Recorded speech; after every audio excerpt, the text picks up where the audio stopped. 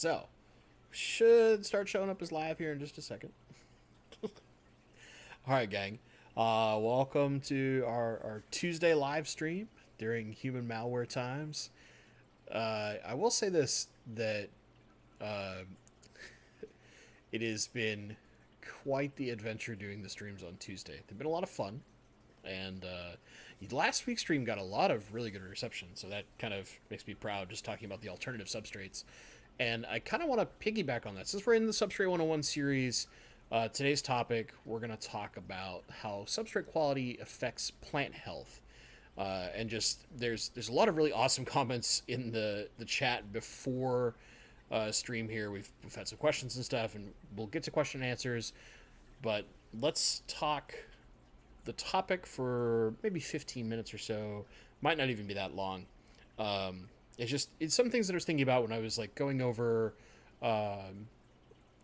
some of the stuff I was filming over the weekend for Substrate 101, and then I kind of like did I guess I look back at like some pictures of some of my tanks previously, like my Plants for Profit tank when I was doing that more actively before I was just working like absolute crazy. And it was one of those things where I was like, I really want to talk about this because I've got some experience and I've seen a lot of different things in plants, and I want to talk about substrate quality doesn't mean like expensive aqua soil all the time. I want to be really clear about that.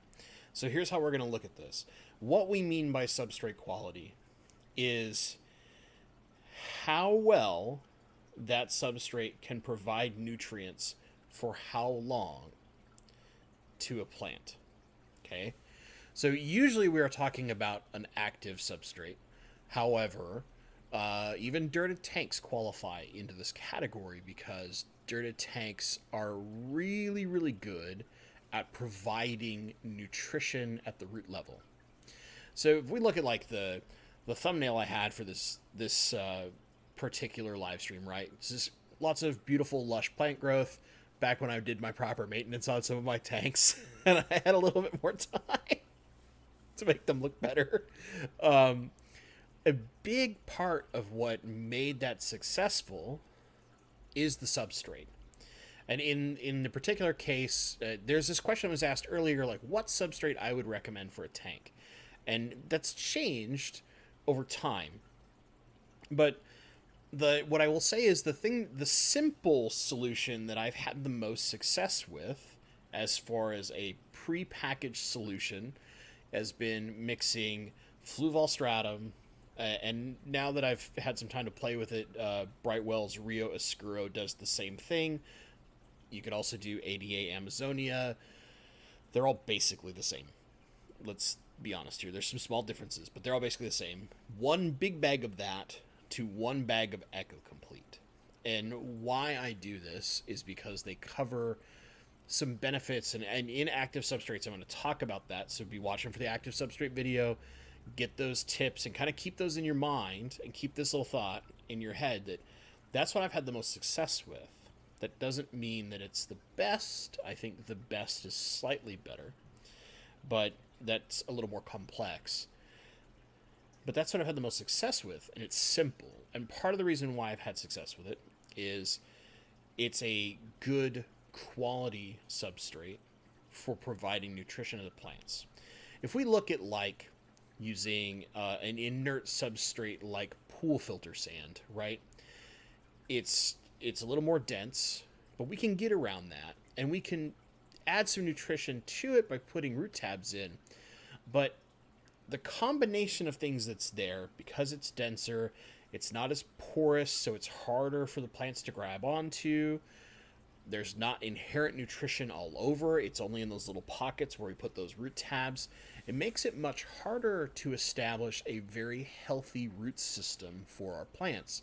If you look at like a really, really beautiful, dense plant structure, when you go to pull that out, if you're trying to remove it, you are undoubtedly going to see a big, healthy root structure underneath it. Those bright white roots. It's grabbing onto lots of bits of your substrate. It's messy as heck when you pull it up if you don't do it absolutely perfectly. This is great for our plants. even our water column, like, oriented plants, so like our stem plants, which tend to feed mostly off the water column, they still get a lot of their nutrition from the roots, especially when they create those extremely healthy root structures. It allows them to feed from both locations. And when they're feeding from the roots and feeding up in the water column, it gives us lush and well-colored growth throughout the entirety of the plant. A recent email that I got from somebody, I think it was a couple days ago. I answered it while I was on my lunch break today. For those who were talking in chat about lunch, I had a 10-minute lunch today. It's very long. And I was trying to like blitzkrieg through email while that was going on, just because it was like one of my few breaks, just because I knew I had to get out at a certain time in order to make the live stream, right? And part of that is he was experiencing die off in the bottom part of his plant. So all the new growth looked great, but then everything down here was wilting away, and it was just a stem and no leaves, and eventually he was even having some stem issues too. And part of that is like carbon related, right? It's a nutrition thing. But one of the things that prompted me, this actually what prompted the topic, was I bet if we pulled that plant out, we wouldn't see a really robust root system in those stems. We would see some roots, but we wouldn't see something where like we pull it up and a golf ball sized thing of roots and substrate comes up with it. Which in a lot of cases when my plants are doing the best, that's what happens. Even in a like a more complex stem that's maybe a little more fine leafed, like we look at something like a rotala or something like that, where it's finer leaved, it's a thinner stem, they'll have these huge networks of roots underneath them if you give them a good substrate. And this applies to aqua soils, it applies to dirt, anything that is going to provide nutrition. So I can't stress enough that how important that becomes, because it's the overall health. It's a lot like when we build a fish tank, right? We are trying to create a small ecosystem. Whether we're doing that intentionally up here or not, we're building an ecosystem. In our filter, we have this series of bacteria that is breaking down the waste from the fish to help keep the water safe so it's not toxic. That is producing something that's an offset that if we're using plants, those plants are going to feed off of and they're going to get some benefit from. Those plants respire oxygen when they're photosynthesizing, so they provide oxygen to our fish. It's this nice ecosystem that goes on, produces balance and health.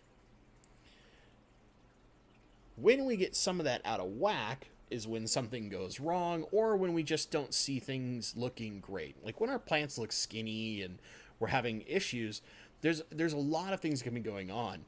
But sometimes it's the thing we don't think about, the substrate, that can be actually the most important thing to look at. So one other kind of case study to this is you can have a really good substrate, okay? But if you have it very thin, so there's not much room for those root systems to be created by plants. And this, again, I want to stress, this does not have to be a root feeding plant. We're not talking like just crypts and swords, although they benefit significantly more when we do this. But stem plants too. If we have that good system in place, but there's only like an inch of substrate, there's not a lot of room for those roots to really dig in and set hold. They have to go out. So that root system is naturally not going to be as robust because it's going to grow a lot of very short roots. Instead of, if you look at really healthy plants, you'll get roots that are between 3 and 5 inches long. And I've had some cases where I've pulled plants out and a 6 to 7 inch long stem has a 7 inch long root system attached to it. If the substrate depth is enough in a tank, you can get these huge root systems. And those plants are in it to win it. Like every time I trim, They don't care. They're coming back super fast. They're very healthy, or at least fast for that plant compared to in other places I've had them in the past. All because they have a good quality substrate system to give them that nutrition continuously. And part of like the why I stress the active substrates is because those active substrates, if we're fertilizing the water column, let's say we're only using like a liquid all-in-one, your Thrives, your Easy Greens, your Florin Multi, pick your poison, right? Those active substrates are pulling some of that down into themselves, right? That's that CEC, that cation exchange capacity, which in active substrates, the video, which will be this Saturday, you'll get more details on that. That's happening. The substrate is naturally going to pull some of those nutrients in. So over time, it's just going to keep refreshing itself, even as that's getting used by the root systems. It pulls more and more down in over time. So there's kind of a continuous stream of nutrition available both at the root level and up at the water column if we're using a liquid fertilizer. So it's not specifically only what's in there and then it runs out and you're done. Or now you got to use root tabs and you have the same problem as an inert substrate. The active substrates will continue to pull that stuff down and continue to provide that. And if we look at our plants and we have really healthy root systems, and a lot of times you can look like, we go over to the side of this tank, and if it was not like, far away, you could see the roots of all the plants that are in there against the side of the glass. They have very healthy root systems, which is why you just see this like massive crypts in here. And it doesn't always have to be crypts, right? This applies to stems too. Gives you much healthier growth. You're far more likely to get that dense look that a lot of people love. We see that in aquascapes, and it's absolutely beautiful. You get better color that way. And more importantly, when you have something change, like let's say you miss fertilizing for a week, or you're getting way too much light because it's the summer and you're near a window, you're less likely to encounter algae because those plants are more robust and can handle more things because they'll just realize, oh, I've got more light. I can use more and more of those nutrients that are available and I can grow more. Where if they don't have those super healthy root systems that are sitting inside that nice substrate system, they don't really have that room to feed more and more. So that's kind of like the base little topic I wanted to talk about. It's some ideas I want to put in folks' heads. And most of it's common sense, right? This is simple stuff. We're not talking about some like mind-blowing secret that's been hidden away from the hobby. Like, this is just kind of obvious. But sometimes I think we overlook it because we'll be after what the cheapest solution is, or maybe we think like, oh, this plant feeds out of the water column, so the roots don't really matter that much. The roots are just there to hold the plant in place. But it does all its feeding out of the water column. No plant does all of its feeding purely from only from its roots or only away from its roots.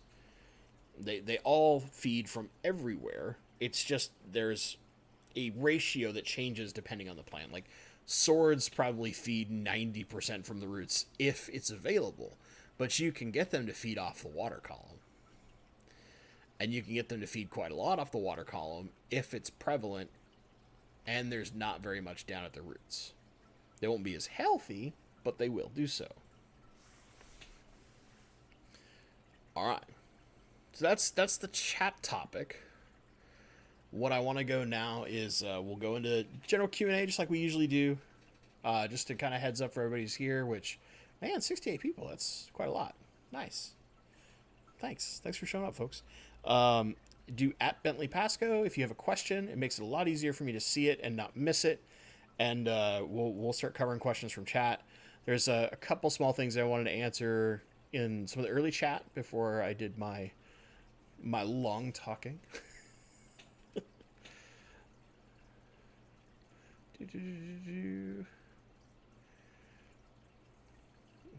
Oh, one thing I want to... So, Brian, who's in chat, had noticed that I had been bidding on some rainbow fish on Aquabid. Yeah, I know. I complain about not having space, but I do have a tank that has one species of Chilatherina only, and it's a 40-gallon tank, so there's room for other fish, and they're young. So I was thinking about putting a Melanitania species in with them. But somebody else keeps bidding him up a little higher than I want to go right now. And I keep telling myself, well, I've heard word Dan's Fish is getting another order, potentially. I can't remember who sent me it. Somebody sent me it. But there's something very specific on that list that I want. So I'm probably just going to wait for Dan and spend a boatload of money with Dan again. But there was a specific fish I was trying to get, and somebody was bidding more than I wanted to, and I'd missed it the first time. I tried bidding on it, and it was at work, and I was like, oh yeah, I have until basically 7 a.m. Saturday morning to bid on that fish. So I'll wake up at, I wake up between 4:30 and 5 every day, even on my days off, and that's a.m. I wake up very early because my body's like super regimented, and I just wake up unless I've been up till like 2 a.m. and then I wake up at 6. Like, just the way I work. I was like, okay, yeah, I'll wake up at my usual time, and I'll just hop on Aquabid, and I'll bid like right in the last half an hour, and I'll try and sneak in and be all sneaky like and get those fish. I completely spaced. I was busy playing with Papa Limo. I was having a blast, my little puppy, and then like I'm like, all right, I gotta go down. I gotta empty the dehumidifiers in the morning. I gotta feed the fish room. I gotta do all that stuff. Oh yeah, I gotta check on those fish in Aquabid. And look at my phone. I'm like, oh, it's 7 a.m. That might be too late. Unless I messed up with the time frame. Look, auction closed. Oh. But it's from a really, really good seller, so I'll eventually get them. They're a really cool fish. I'm not going to tell what they are because I don't want competition on them. All right, we'll dive into questions. They're starting to show up. So from Leo, what is a good rainbow fish to get and breed that will go with dwarf chain loaches and coolie loaches? Okay, so I will caution you this. With loaches, so like I have some very young yo-yo loaches in with a bunch of my rainbows. In order to make sure that those loaches get food, because rainbows are such boisterous eaters. I mean, like, you'll barely put food in, and rainbows are like bullets striking the water, getting all that food. You either have to have food that you can specifically get down to them that the rainbows aren't going to touch, or you kind of have to intentionally overfeed. And the biggest problem is that coolie loaches are really, really shy, and rainbows definitely are not. So I caution coolie loaches with rainbows. Now, that being said, you can do like almost all the other slightly bigger loaches, like zebra loaches, yo-yo loaches. I think you mentioned something else there. Dwarf chain loaches are perfectly fine. Actually, like, a good friend of mine has dwarf chain loaches and rainbows in a tank, and it's absolutely beautiful. And the loaches are super healthy. He uses them to keep his substrate nice and clean. The options are pretty good. What I would in general say, just because I think you were mentioning a tank earlier, and it's a specific size, what we want to do is we want to make sure that the rainbow we're looking at doesn't get bigger than about 4 inches. So we don't want to look at like the yellow rainbows. So that's the Melanitania, Herbert, Axelrodi. We kind of want to avoid turquoise rainbows because eventually they're going to get big. They get like 5.5 inches. Yes, Papa Limo, thank you. My dog. Speaking of the boy, hey, quiet. We want to avoid a lot of the Chilatherinas because the Chilatherinas are the biggest of all the rainbows. But what we can look at are like a Tinjo Bosemani, so any of the orange or red Bosemani, if it's called like the red Bosemani rainbow, those tend to come from the smaller lakes or the stream systems where they naturally stay a bit smaller. Okay. We can look at Kamaka rainbows. dwarf neon rainbows are the praecox, McCullochai. There's a lot. Honestly, a lot. Now, in my case, what I would do is I would look for what color makes those dwarf chain loaches stand out. Because we don't want to miss those dwarf chain loaches. They're a cool fish. They look cool. They've got that nice kind of like white and black pattern. So what we want is we want a big, bright, vibrant color that isn't subdued, right? And we probably want a more uniform kind of color, because some of the rainbows have these more muted colors that are really cool in their own right. An example would be like the Kamaka rainbow has that kind of like powdery steel blue color to it. I would almost avoid that because I want that like white and black to just really stand out on my loaches. And I'm going to look at something like probably the best example for me personally would be looking at like the Chilatharina Eleni Wapoga or Sirawu. Either doesn't matter. They happen to be one of the Chilatharinas that stays a little smaller, but they're like all these big bright colors, and they're vertical lines of color. We could also look at like the some of the more red rainbows, so like parvas are good. If you can find them, there's some of the newer Melanitania species that are not named. So like there's the Upper Tor River, and some of these other ones that like they're just catch locations right now because they haven't been scientifically identified, where you have big, bright, vibrant color. These are all really good options. One of the great ones that like Dan's Fish had for sale previously was the Melanitania Kiunga, which is Kiunga, or the Kiura, which is a Goldie Eye species. They all stay a little smaller. They get like 3.5 to 4 inches typically. Lots of color, really pretty, great fish, something you can keep 8 to 10 of in that particular tank, and then have a little army of dwarf chain loaches to help kind of be your ground crew. Would look really good. So that's kind of what you're looking at. You have lots of options. I would just think about like, do I want something that's really colorful, or do I want something that all the fish kind of blend together? Because if you want a little more blend together, then I would start looking at like McCullochai, because they're like a silvery body with big black stripes and color in their fins, and that'll mesh a little closer to those chain loaches instead of being like those super bright rainbows that we're used to.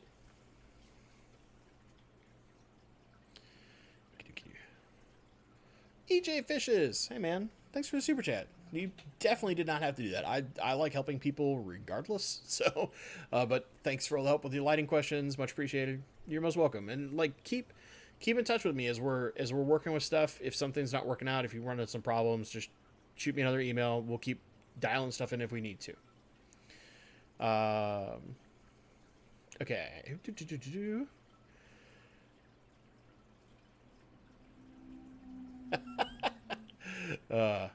Thanks, Redfish Bluefish.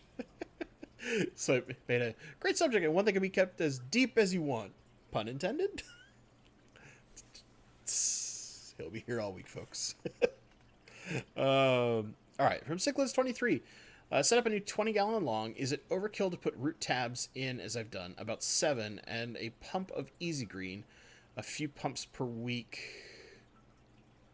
Oh, and pump Easy Green, a few pumps per week. 2 crypts, wisteria, pennywort,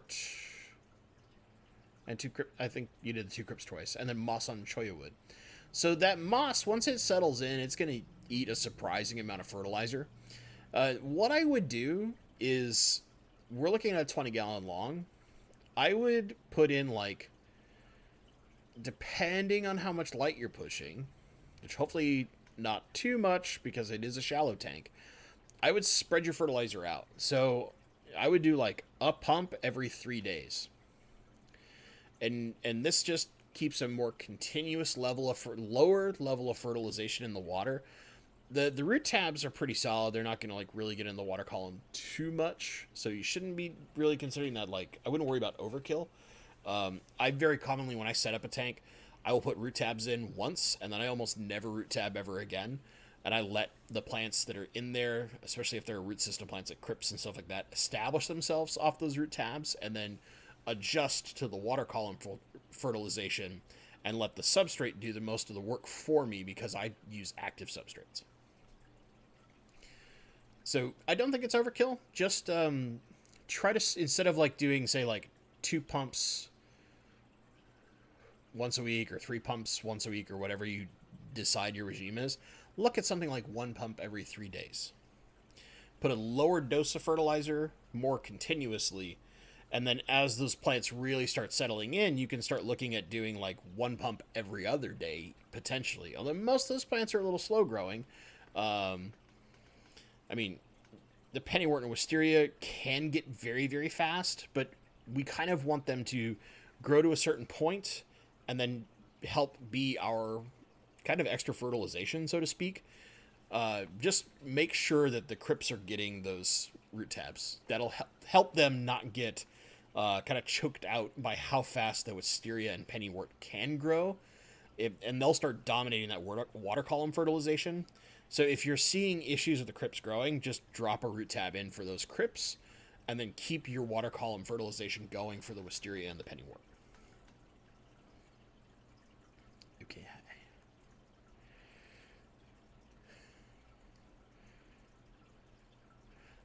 So from Mickey M, any experience with Diabus gravel? Kind of clay-like to me, worked fine every time I've tried it. So I personally have not, although I'm going to be happy to look at it a little bit later. I don't want to like sit over here and just like look in Google for a while at it, but I will. I want to copy it and just put it in a search real fast so that I have it to look at it later, because it might be worth discussing in one of the videos in the Substrate 101 series. But I have no personal experience with it so far. And I can't think of anybody who's mentioned it specifically in like my kind of plant gurus that I know, who each one kind of has their own like crazy methodology of how they do things. But none of them I can think of have mentioned that specifically.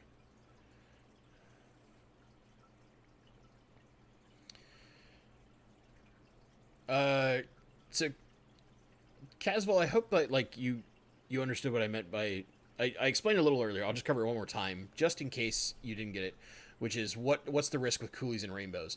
The big risk is really that like coolies are really shy when it comes to eating. Rainbows are not. So the risk is that the coolies will not get enough food, and they'll die of starvation. And I like coolie fish. I love those little spaghetti noodle guys, but because I keep rainbows, I don't keep coolies. I have a big fear that, like, aside from some of the bigger, more out and about type loaches, I have a big fear that the coolies would basically never eat in any of my tanks, because the rainbows would just handle everything before the coolies ever got to it. Because rainbows have like bottomless stomachs, and they're like such boisterous eaters, and you will have just fed them a ton of food, and then they will beg for more because they're such little pigs. Where coolies, coolies are pretty chill. They're more nocturnal, if I remember right, and they're not gonna go fight for food with like rainbow fish going all over the place. They're gonna wait and then try and find it when it's calmed down, and then they won't find any because the rainbows will have ate everything. All right, Stephen P. Would you consider gravel with a year's worth of mulm to be as effective as an active substrate like EcoComplete, or maybe similar to root tabs? Okay. No, it will never be as effective as an active substrate. However, it can be similar to some level of root tab. Now, where you're not going to get true root tab level help is that you're not going to get full mineral nutrition, right? It's not going to be the full diverse mineral selection that we use in our fertilizers. But it is going to give us nitrogen compounds and a few other things, but you're probably not going to see things like calcium, boron, manganese, a lot of your like micronutrients. You'll probably see some of your macros, like you'll have some phosphates in there. You'll have some of that kind of stuff, but you're really not going to see your micros in there. Now, what you are going to get with a nice, healthy, established mulm layer, and yes, mulm is healthy in the right condition. When it really breaks down and it's that like fine, almost like it almost looks slimy when you go to vac it up as opposed to in chunks. I don't know if you guys are familiar with this, but when you get mulm to that point where it's very, very fine particles, and when it flows in the water, instead of looking like little chunks of stuff, it looks almost like a slime. At that point, the bacteria that is housed in that mulm has processed it so well, and there's such an active bacteria culture in there, that you've created this almost filter. Because that bacteria is down there, and it's just like it's breaking down the ammonia and the nitrites, just like anything would in your filter. And like when you get gunk in a sponge filter, other than preventing flow, it's really not a problem. I have sponge filters that I haven't cleaned in a year, and I don't care. Because the fish are perfectly healthy in those tanks. Mulm is not as much of an enemy as some people like to make it out to be. What matters is not having excessive amounts of mulm. Like if you start getting like thick layers of mulm all over the place, the bacteria can't break it down. But if you have like a thin layer of mulm in a tank, that bacteria culture that's going to reside in there is really, really healthy for your tank. And you can have like a bare bottom tank with a mulm layer. I have great examples of this in my fish room right now, where they actually can provide micro food for small fish. I have a tank right now that's bare bottom. It has a mulm layer on the bottom. Its substrate is basically a thin layer of mulm, and there are very, very tiny baby scarlet batis in there. And they just go through the mulm all the time, and they pick at all that microbacteria and microorganisms that live in there, and that's what they feed off of. I will put a small amount of ground up flake that I pinch and grind up really good in every like 3 days. Like I barely put food in that tank. Now when I'm doing like live baby brine or something like that, or like a cube of Daphne or something like that, I'll give them that every so often as well. That's just good for their nutrition. But all those microorganisms that live in that mulm, it's a continuous food source for those teeny tiny fish. And that is also breaking down their waste, because their waste goes in there.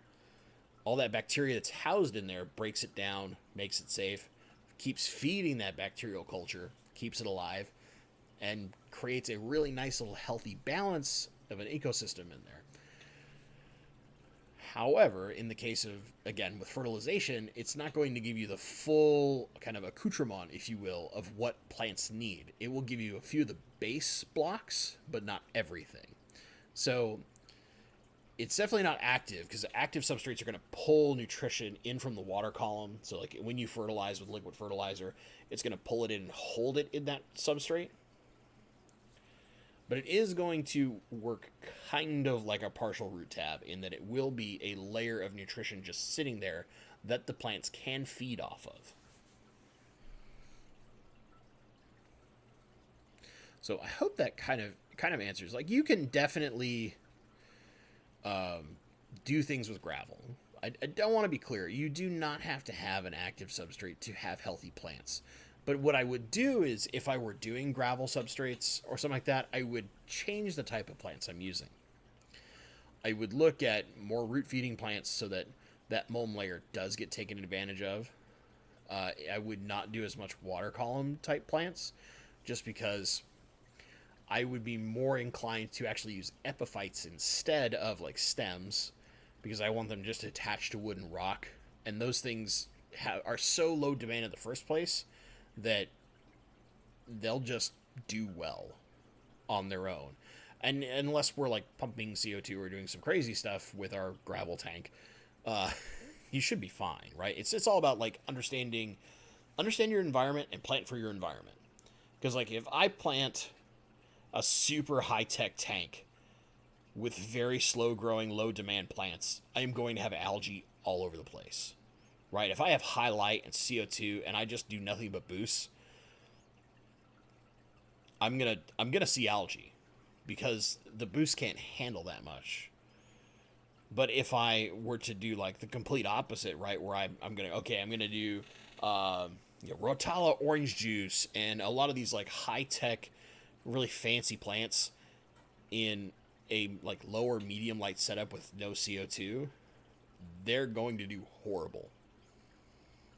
I might not have algae, but they're probably not going to survive. And if they do, they're going to look miserable. So it's understand your environment, what you're setting up in your tank, and if you plant specifically for that environment, you will have success no matter what substrate you use. That's an important lesson that will come at the very end of Substrate 101, so now you know. It's a spoiler. You've got that lesson now.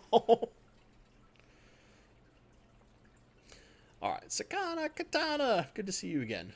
Thanks for providing me the info about my Fluval 3.0 light settings. I've had dwarf chain swords for 2 weeks now, and all the plants have shot runners. Nice. That's always good. Sometimes I've had issues with dwarf chain swords where they'll take a month or more to like decide they're happy, and then once they do, within like a week, I swear they've gone from 10 plants to 45. So once they settle in and they're happy, man, they go hog wild.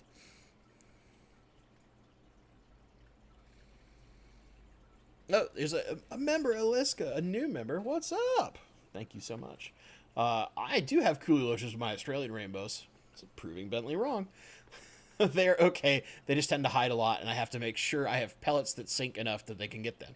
So yeah, if you feed them accordingly, you definitely can keep coolies with them.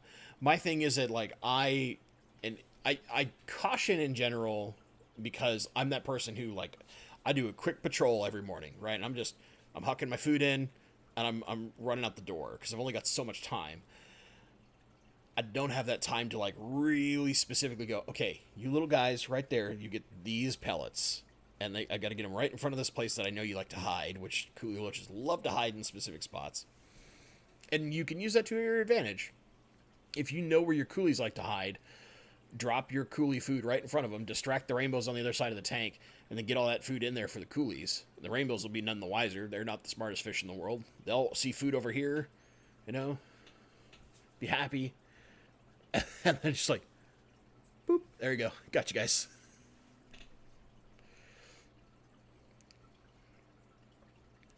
Oh man, Zelf is resealing a 110 gallon while listening to the stream. I will say this, like, I've resealed a few tanks in the past, and I really don't want to do it ever again.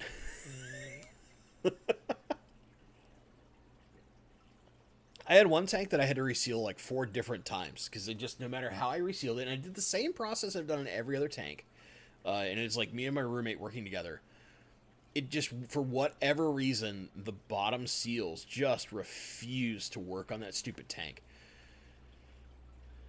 But every other tank that I've sealed like that, including tanks that were significantly larger, had higher water pressure, etc., never had that problem, which drove me up the walls.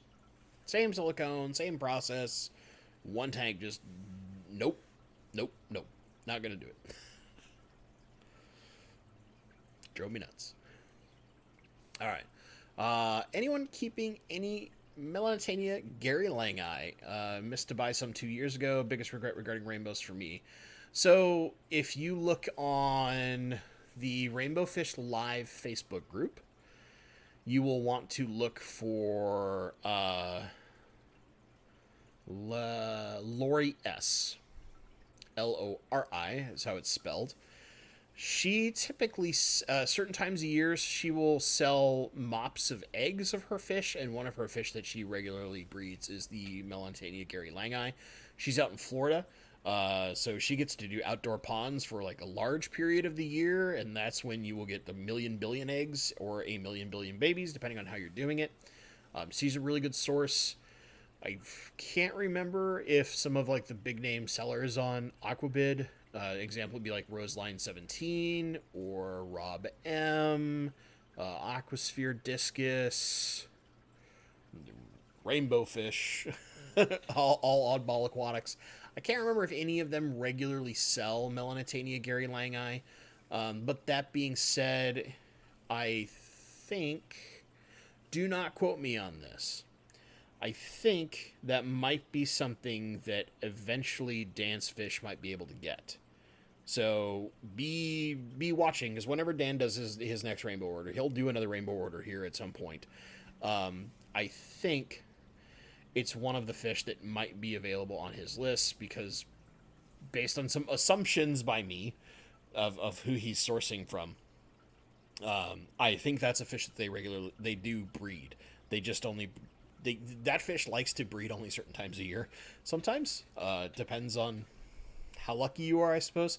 I've heard that from Gary himself, where like sometimes they just don't want to give him eggs at all, and he will have planned to bring them to a specific club meeting. Like he planned to bring some to the Greater Seattle Aquarium Society, and they refused to give any eggs for him for like 2 months beforehand. So like at one point he's like, "Oh, I'll just bring some juveniles if I get them earlier." None. It was like, okay, there's only like a few days left to get eggs, and I don't know if I'm gonna have enough. And they just they wouldn't do anything. Like took another 2 months after that before they finally decided, "Oh yeah, we're gonna just breed again," like nothing happened.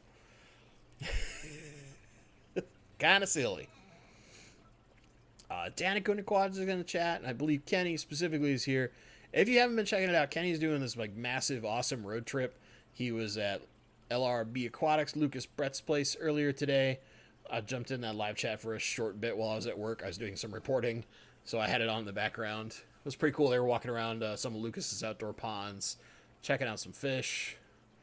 I imagine we will see some really cool videos coming from that soon. If you are not watching Danica Aquatics, you should. You should. They're great people. I had the very fortunate occurrence that while I used to work for Intel for a while, so did Danny of Danikin, and she messaged me inside of work, and we got to know each other through that way. It's kind of cool. Kind of cool how the world works. Find fish people in the random places. Uh-oh, we're making jokes about Ropefish Guy with Gary Lang. What nonsense is going on now? Oh, man. Okay, you can tell I'm behind on chat because I'm just now catching up to Leo's super chat. Thanks, man. I really appreciate it. Happy to help when I can.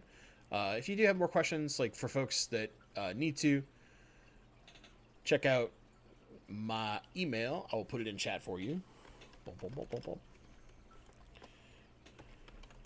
You are always welcome to email me. Just keep in mind that sometimes it can take me upwards of a week to get back to you. It depends on how crazy my work schedule is. Right now I'm in like, I think it's the next 2 months basically. We're in crazy crunch time at work. So I get real busy. But I will get back to you, promise. Alrighty. And again, just a reminder, at Bentley Pasco helps make sure that I see your questions if you have questions.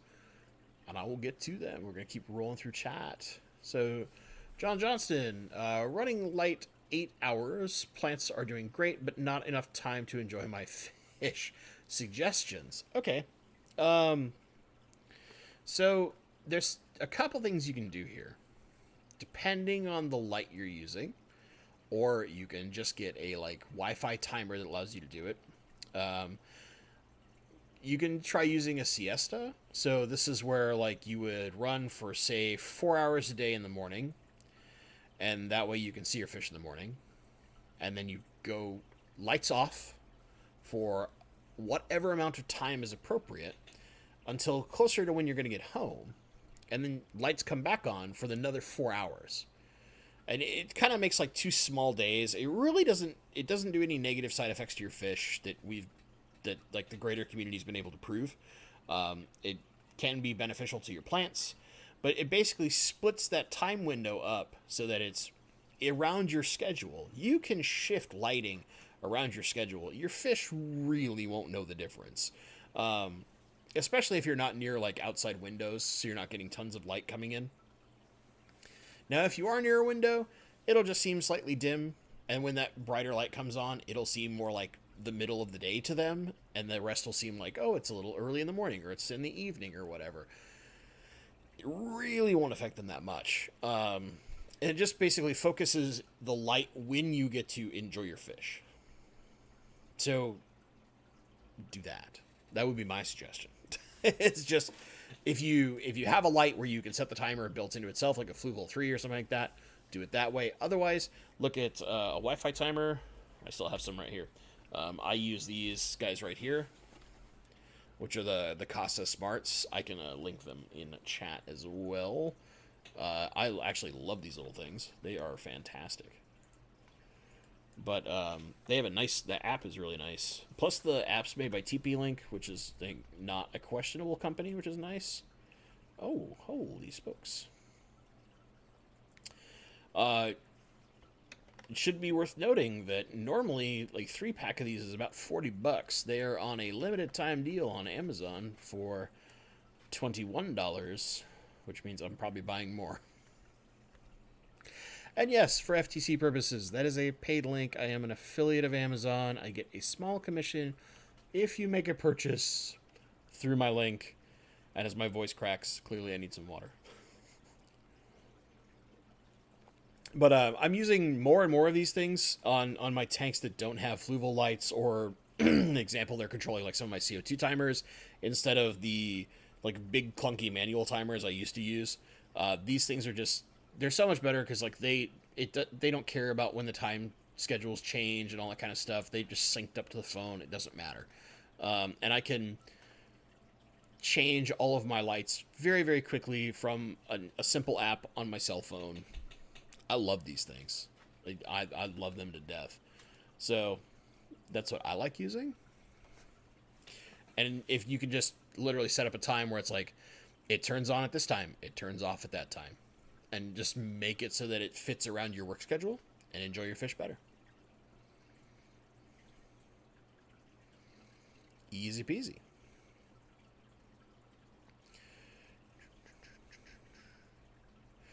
Caswell's asking, is a fertilizer dosing pump worth it for a 75? Okay, so if it is worth it to you, the answer is yes. You just have to be able to dial it in correctly. To me, I think if I'm not doing a really crazy fertilizer regime, like I'm just using a liquid all-in-one, I have the time in the morning right before I feed my fish to dose fertilizer. I just pick up my bottle, I pump a couple pumps in, I feed my fish.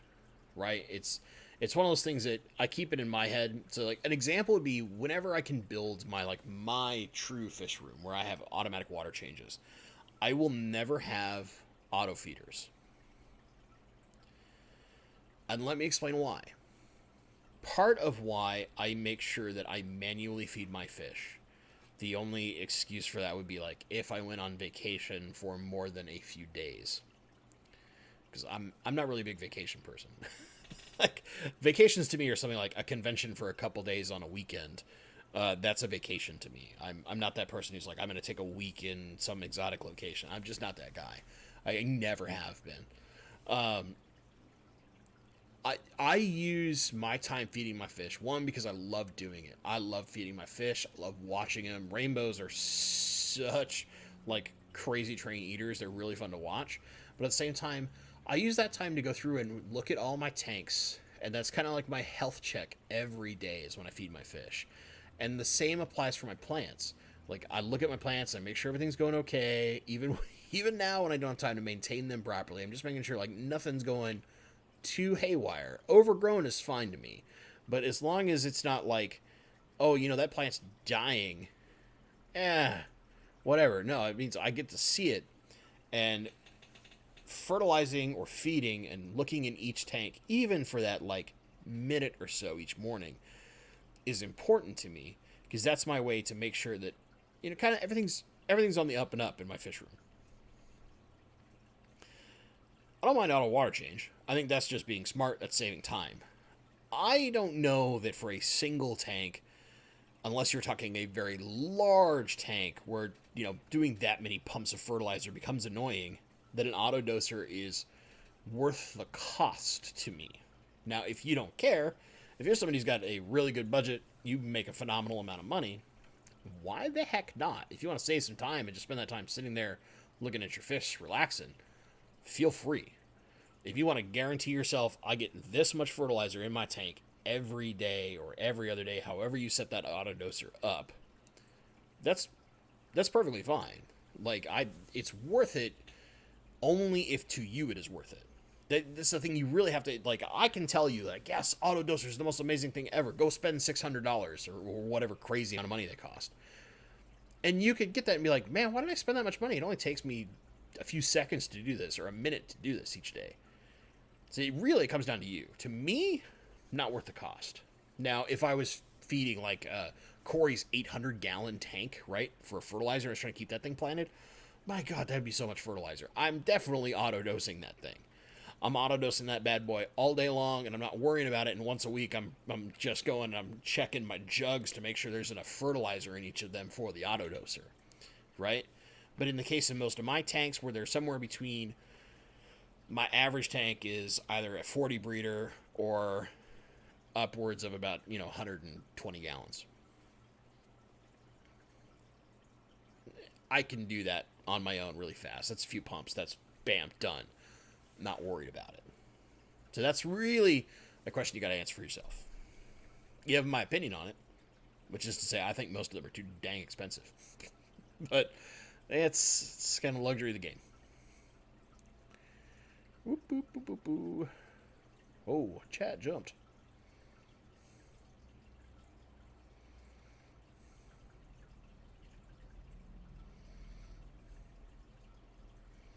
Oh my goodness, Candy Overhauls is actually here? Oh, no wonder Chad jumped. I was way behind. Good Lord, Bentley, you were slow today.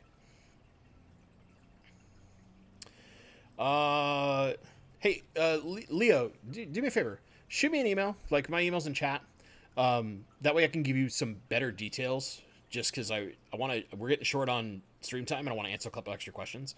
I don't want people to be like, he only helped one guy. But shoot me an email. I'll give you more details. That way also we're just not running on a time crunch. I can give you a lot more detail in an email. But I'll answer all the questions you got. So feel free to shoot me an email. Good to see you, Candy. I've missed you. I know Corey's probably keeping you super busy. Mike, did you get on the large breeder boxes on Amazon for $2.30? Oh, really? They were that cheap? Man, no, I did not. Mother Butler. That is a steal. Now I feel bad. I missed that. I've been a level busy. I've not been surfing like Amazon deals at all. It's just like happenstance that I ran into this one. All right, trying to catch up. Try to catch up on chat. All right. Okay, we've got the actual thing that the Diabus wants me to look at. We'll look at that later. Bam. Perfect. And yeah, I'm glad folks are enjoying like the Substrate 101 series. It's been fun for me to do just because I love giving that kind of information out to folks. I do have like one thing I'm going to end the stream on here relatively soon. Candy, thank you for linking the member thing. You're the best.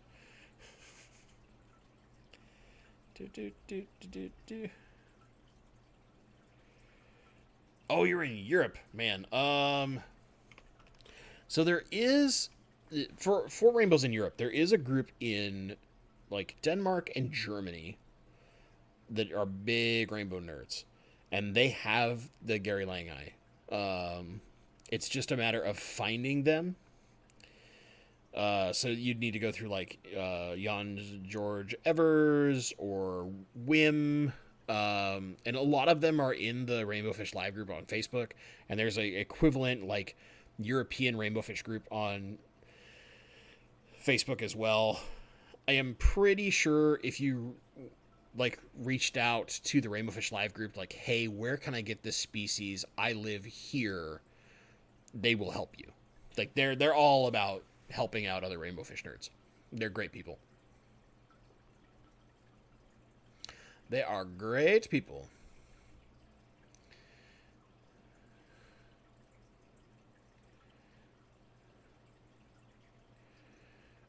See, I used to work at Intel as a contractor. I was a test slave. Oh, Brian. Hey, man. Thanks for the super chat. Missed the stream, watch the replay. Yeah, Brian was kind of poking me earlier about he'd spotted me bidding on a particular set of fish on Aquabid.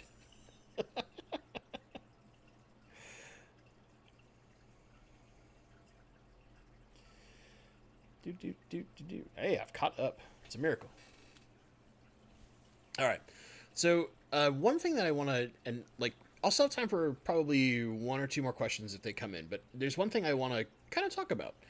I got emailed from a gentleman at Fluval last week, and basically it's because of you guys. So for the channel in general's following, or just even random people who've watched my videos, a couple cool things. So I got a comment. It's such crazy timing that this stuff happens. I'd got a comment on a video maybe 2 weeks ago saying like, hey, I didn't know about your channel until I had contacted Fluval and asked them if they had a recommended setting for their plant light. And they linked me to your video. Which is extremely flattering to me to know that just inside Fluval, there's like, here you go. Here's a guy who does a really good video on it. I come to find out that because of some of the response to that video, the kind of video series, and I have another one I need to do because there's some updates that are really relevant, but because of how many people have been like, oh yeah, this, Bentley has this really great video, or blah blah blah. Fluval has like secretly been watching my channel. One specific person, who's a guy that kind of does some of the stuff in their channel, and he does several other things for inside of Fluval himself. And one of the things that they've been doing is basically monitoring the fact that I tend to focus on education, and have been doing quite a lot more of that because it's fun for me. Who to thunk? And they recently reached out and said, hey man, we just wanted to say that we really appreciate your continuing efforts to educate people in the aquarium hobby. We're going to send you a little care package. And for those that have been around for a while, they sent me one before after there's kind of a big response thanks to you wonderful folks, where it was full of a bunch of like Bug Bites fish food, and I gave all that fish food away because I felt like the only reason they sent it to me was because of you guys. So whenever this like care package shows up, whatever it might be, he was really, really like purposefully generic about just care package. So when stuff shows up, we'll probably do a little giveaway that is unknowingly sponsored by Fluval. Just because I like when this kind of stuff happens, like, one, it's really humbling. I'm going to put that out there. And it makes that feeling of that good warm feeling of doing the right thing, if that makes sense. And not the right thing in like some kind of moral thing, but like you've made the right decisions of doing the stuff that not only you love but helps people, because I love to help people. I'm a weird sicko like that. it's I can blame my mother, I suppose. But when you get something like that just kind of like is both flattering and humbling, you kind of feel like you need to just keep passing on. It's the whole like pay it forward, right? So whenever that shows up, I'm not sure how long it will take to get here. We'll probably do a wee unboxing video and then give it almost all of it away or all of it away. Depends on what shows up. I will put a caveat on there. At one point, I had reached out to the same person right when the lockdowns for human malware started. And I've been getting lots and lots of questions about the Fluval Aqua Sky Light and what settings to do on it. And I kind of reached out to Fluval like on a kind of a Hail Mary, like, hey, I would really love to do a review and settings on this light. Would you be willing to give me just one, so that I can do that?